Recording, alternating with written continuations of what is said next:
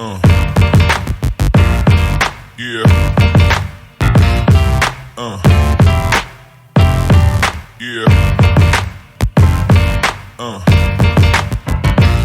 3. O justo viverá pela fé. Este versículo marcou o ministério de Martim Lutero, pai da Reforma Protestante. No dia 31 de outubro de 1517, na porta da igreja de Wittenberg, na Alemanha, Martim Lutero pregava suas 95 teses combatendo os excessos e as heresias da igreja que mudaria a história. Justificação pela fé, este é o tema da aula de hoje. Eu sou o pastor Éder Santos e estou muito feliz em tê-los conosco para mais um dos nossos encontros semanais aqui no nosso canal Teolosofando. Diferente das aulas passadas que nós trabalhamos este assunto sobre salvação, eu gostaria de ler um texto com vocês e nós vamos examinar o tema justificação pela fé com base nesse texto que está inserido na carta aos Romanos, capítulo 5, a partir do verso 1. Então nós vamos estudar a doutrina da justificação pela fé com base nesse texto. Claro que nós não temos o objetivo de chegar a um fim ou de pôr um limite nesse tema, mas nós vamos discutir aqui a doutrina da justificação pela fé com base no texto que o apóstolo Paulo escreveu aos Romanos. Por gentileza, abra sua Bíblia comigo, carta aos Romanos, capítulo 5, a partir do versículo de número 1, o apóstolo Paulo vai trabalhar assim: sendo, pois, justificados pela fé, temos paz com Deus, por nosso Senhor Jesus Cristo, pelo qual também temos entrada e pela fé a esta graça, na qual estamos firmes e nos gloriamos na esperança da glória de Deus. Versículo 3. E não somente isto, mas também nos gloriamos nas tribulações, sabendo que a tribulação produz a paciência a experiência, e a experiência a esperança, e a esperança não faz confusão, porquanto o amor de Deus está derramado em nosso coração pelo Espírito Santo que nos foi dado. Porque Cristo, estando nós ainda fracos, morreu a seu tempo pelos ímpios, porque apenas alguém morrerá por um justo, pois poderá ser que pelo um bom alguém ouse morrer. Mas Deus prova o seu amor para conosco, em que Cristo morreu por nós, sendo nós ainda pecadores. Logo, muito mais agora, sendo justificados pelo seu sangue, seremos por ele salvos da ira. Porque se nós, sendo inimigos, fomos reconciliados com Deus, e pela morte de seu Filho, muito mais agora, estando já reconciliados, seremos salvos pela sua vida. E não somente isto, mas também nos gloriamos em Deus por nosso Senhor Jesus Cristo, pelo qual agora alcançamos a reconciliação. Eu reconheço que estamos diante de um dos temas mais desafiadores da teologia sistemática, a doutrina da justificação pela fé.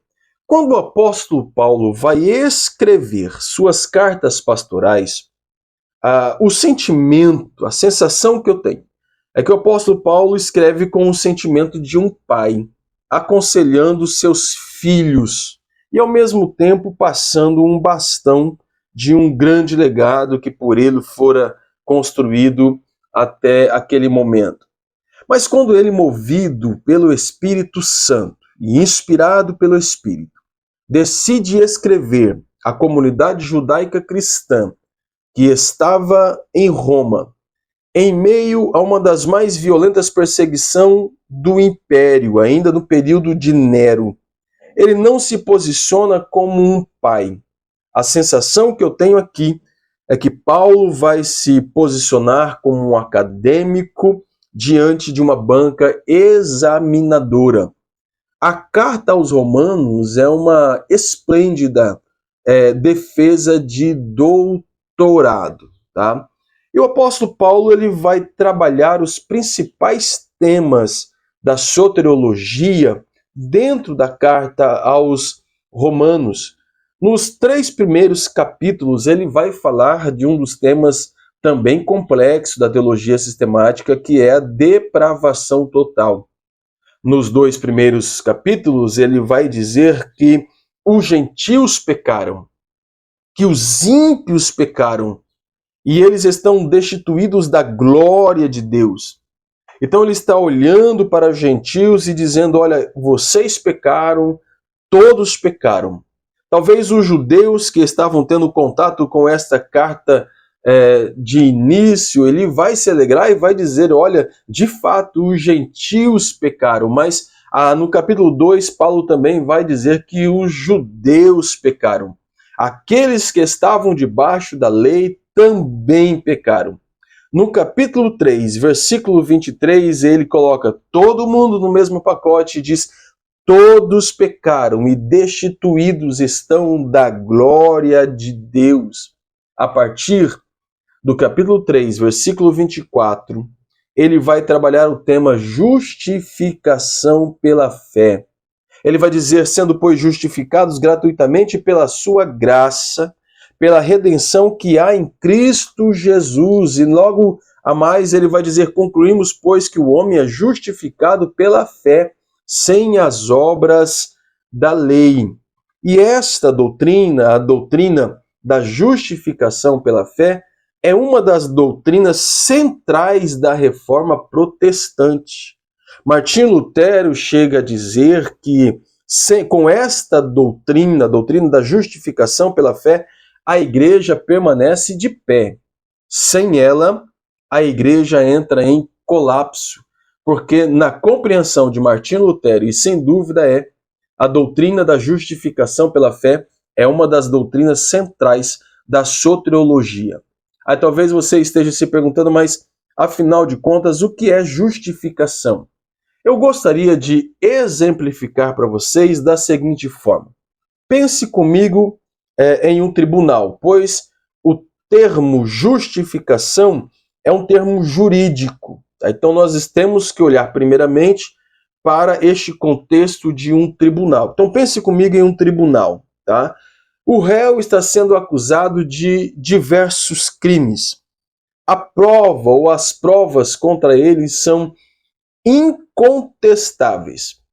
E se não bastassem as provas que o acusam, o juiz também conhece os pormenores do processo e chega a ser testemunha ocular do crime, apontando o crime do réu. Não tem como escapar da condenação.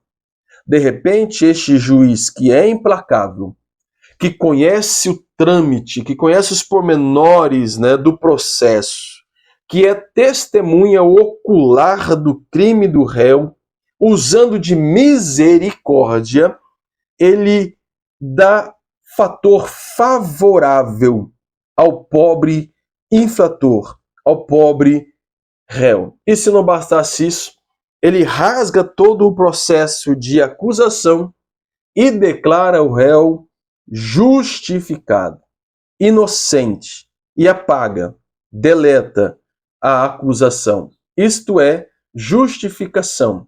Alguém, ao mesmo tempo, intercedendo em favor de um criminoso, em favor de um pecador, em favor de um réu, e o justificando, tá? E o justificando pela misericórdia, e o justificando pela graça e não pelos seus méritos, porque lembrando que ele é um criminoso, então ele deveria ser condenado por seus crimes, mas o juiz então decide declará-lo inocente e apaga todo o processo. O segundo exemplo que eu gostaria que vocês também pensassem comigo é aquele terrível cadastro dos negativados no Serasa. Quantos milhões de brasileiros não viveram essa experiência de ter o seu nome no cadastro do Serasa. Tem uma dívida que precisa ser paga, e se não bastasse essa dívida ter que ser paga, o nome, né, o nome do dividendo, né, do aquele que deve, está inserido em um cadastro onde ele não pode mais fazer nenhum tipo de compra no mercado usando o seu crédito.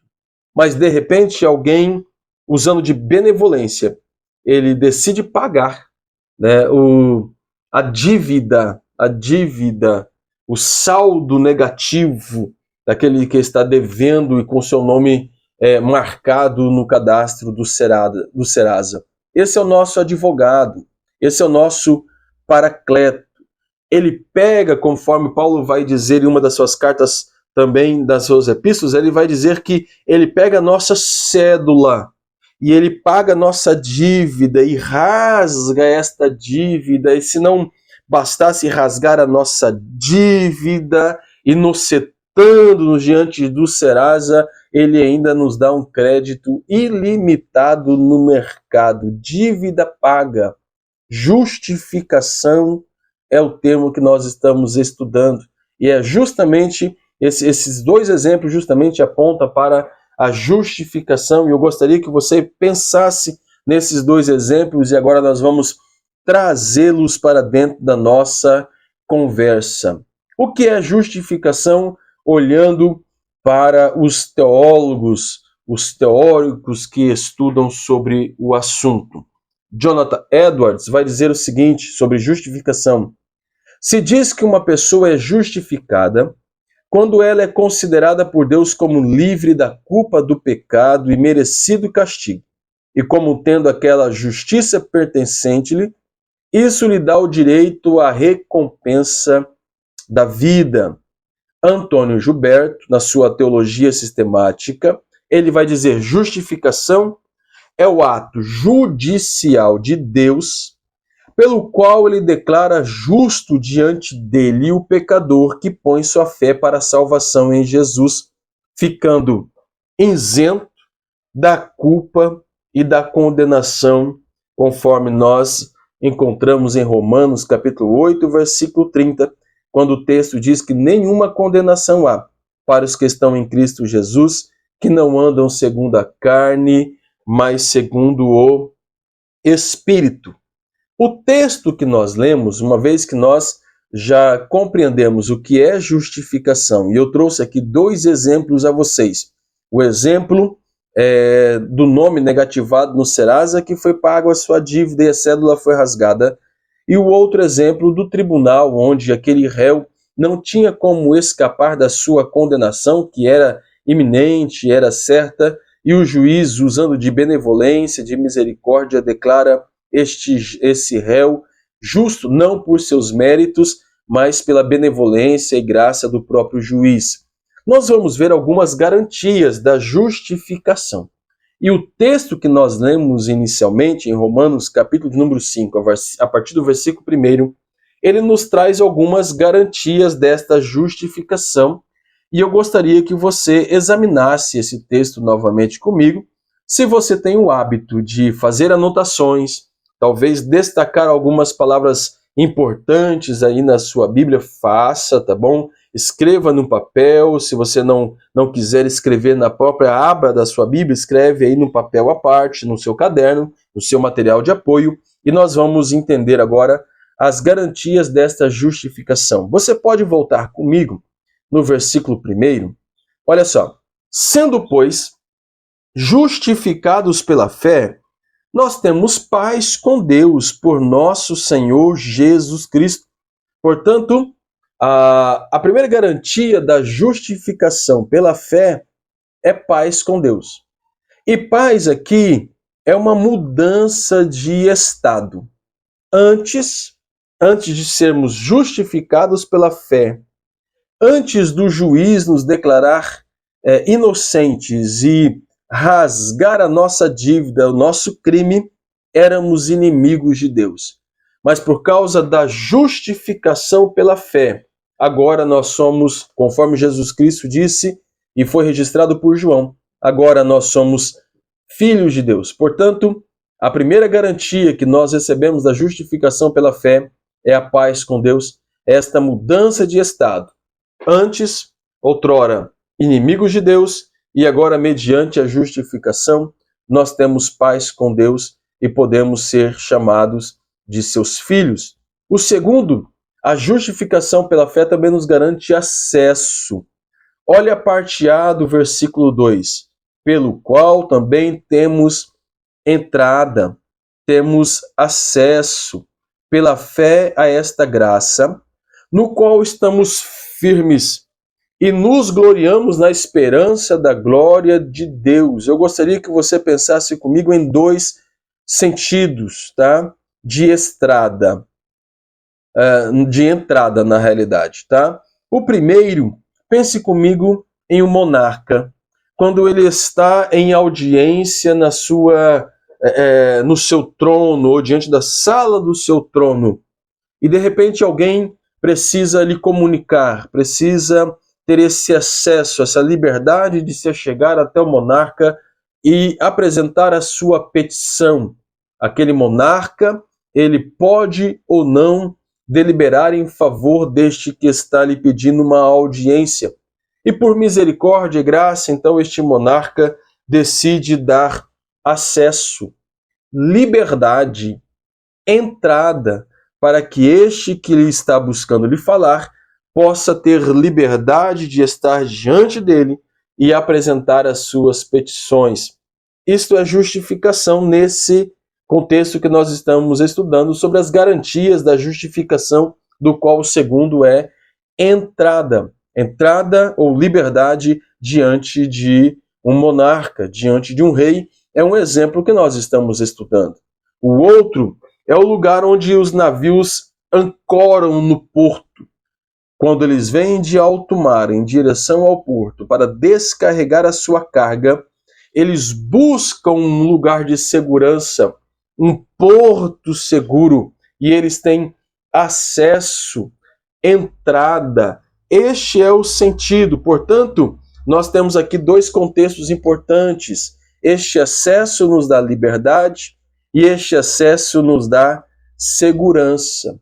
O apóstolo Paulo vai escrever aos Efésios, capítulo 3, versículo 11 e 12, segundo o eterno propósito que fez Cristo Jesus, nosso Senhor, no qual temos ousadia e acesso com confiança pela nossa fé. Os judeus eram impedidos de entrar na presença de Deus. O véu do templo os impediam de chegar ao Santo dos Santos. Mas a morte de Cristo rasgou o véu e nós temos hoje liberdade e segurança de estar diante do Rei dos Reis e Senhor dos Senhores. Cristo rasgou o véu. Cristo derrubou os muros que nos impediam de ter acesso a Deus. Mas também a justificação nos garante, pela fé, uma esperança gloriosa. Acompanhe comigo a parte B do versículo 2. Pelo qual também temos entrada pela fé, acabamos de trabalhar, que fala sobre liberdade e segurança diante do Rei, na qual estamos firmes. E nos gloriamos na esperança da glória de Deus. Observe, paz com Deus fala do passado. Acesso fala do presente, mas esperança aponta para o futuro. Um dia participaremos da glória de Deus face a face. O cristão que toma para si esta doutrina, que compreende a doutrina da justificação pela fé, ele tem esperança, e esperança em Cristo Jesus. A salvação, também nesse aspecto da justificação pela fé, nos livra da ira vindoura. Acompanhe comigo a leitura do versículo 9 novamente. Logo, muito mais agora, sendo justificados pelo seu sangue, seremos por ele salvos da ira. Isto, salvos da ira, se refere à libertação do juízo final. O cristão, ele não deve temer o dia do juízo final. Para os ímpios, esse dia será de terror, esse dia será de medo, esse dia será de morte. Mas para aqueles que foram justificados pela fé, mediante o sacrifício de Cristo, esse dia será de alegria, vida, eternidade com Cristo, conforme está registrado em Apocalipse, e Deus limpará de seus olhos toda lágrima. Portanto, nós não devemos temer. Cristo nos justificou para que tenhamos o livramento da ira vindoura. Lembre que a primeira garantia da justificação é paz com Deus. Antes, estávamos num estado de alienação, um estado de inimizade com Deus, mas agora, pela justificação pela fé, nós temos acesso, entrada e como também a libertação, a garantia da libertação, do livramento do juízo final. E por último, a justificação pela fé nos garante reconciliação. Olha o versículo de número 11. E não somente isto, mas também nos gloriamos em Deus, por nosso Senhor Jesus Cristo, pela qual agora alcançamos a reconciliação. A ideia aqui é da mudança, mais uma vez, mudança de um estado, de inimizade agora para a amizade, de inimizade em afeto. Para encerrarmos, concluindo já esta aula, eu gostaria de lhes apresentar as verdades fundamentais da justificação. Primeiro, a sua origem. E a sua origem é a graça de Deus. Romanos capítulo 3, versículo 24. Tito capítulo 3, versículo 7. Anote aí as referências e estude durante a semana, no conforto da sua casa, no tempo que você tiver propício. Nós vemos aqui, então, que uma das verdades fundamentais da justificação pela fé é que a sua origem é pela graça. O homem não tem mérito na sua própria salvação. A salvação não são pelas obras, apesar das obras serem importantes, e Tiago vai trabalhar com muita propriedade a importância nas obras da vida do cristão, mas a salvação, ela é mediante a fé, pelo ato redentivo de Cristo na cruz do Calvário, isto é graça. A sua base é o sangue de Cristo, Romanos 5:9. O meio pelo qual somos justificados é a fé, Romanos 5:1, e posteriormente você pode também ler o 3:25. O seu testemunho perante os homens, aí sim, o testemunho da justificação pela fé são as obras. Tiago, capítulo 2, versículo 24. E a sua causa instrumental é a ressurreição de Cristo, conforme está registrado em Romanos, capítulo 4, versículo 25. Então, nós trabalhamos aqui o tema justificação pela fé. Claro que nós estamos introduzindo um conceito. A doutrina, ela é muito mais profunda e em alguns pontos até mais complexa do que isso que nós estamos trabalhando ou que nós trabalhamos nessa aula. Mas aqui nós já temos uma base, temos uma ideia do que é justificação pela fé. E eu quero lhe convidar a se apropriar da justificação, pois Cristo Jesus pagou o preço da nossa dívida. Nós não temos mais que temer o futuro, pois nós temos um futuro com Cristo Jesus. Um futuro que está embasado na promessa da sua vinda, da sua volta.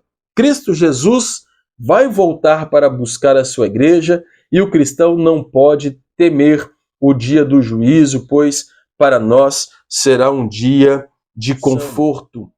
Como eu mencionei no vídeo anterior, estamos construindo um pensamento, trilhando um caminho. Não fique de fora das próximas aulas pois com muito carinho nós estamos preparando conteúdos importantes aqui na construção do nosso saber, para a construção do nosso saber. E se este conteúdo tem agregado valor a você, não se esqueça, se inscreva no nosso canal se ainda não é inscrito, ative as notificações, deixe a sua contribuição nos comentários logo mais abaixo, compartilhe com os seus amigos estas videoaulas, pois eu tenho certeza que pode contribuir significativamente para a vida deles também, assim como tem contribuído para a minha e tem contribuído para a sua também. Até a próxima aula. Fiquem todos com Deus. Amém.